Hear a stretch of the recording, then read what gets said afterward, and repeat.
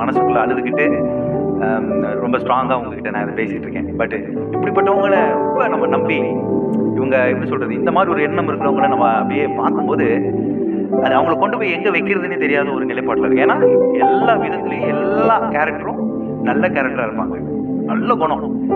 அவங்க குணம்லாம் பார்த்தீங்கன்னா நம்மளால ஜட்ஜ்மெண்ட் பண்ணவே முடியாது எந்த விதத்துலையும். ஆனால் இப்படிப்பட்ட ஒரு சிந்தை அவங்களுக்குள்ள இருக்கும் பாருங்க.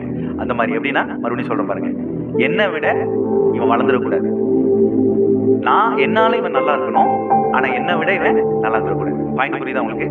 என்னால இவன் நல்லா இருக்கணும், ஆனால் என்னை விட இவன் நல்லா இருக்கக்கூடாது, என்னை விட இவன் உயர வளர்ந்துடக்கூடாது. இப்படிப்பட்ட ஒரு கிறிஸ்தவ ஒரு யூனிட்டி இருக்குன்னா தயவு செய்து அவங்கள விட்டு ஒதுங்கிருங்க. அப்படிப்பட்டவங்களை நீங்கள் அடையாளம் கண்டுகொண்டு அவங்கள விட்டு நீங்கள் அவங்களுக்காக ஜெபம் பண்ணிக்கிடுங்க. அடுத்த ஒரு முக்கியமான ஒரு நல்ல தலைப்போடு கூட உங்களுக்கு சின்ன கருத்தோடு கூட நான் பேச வரேன். God bless you. Thank you. Bye.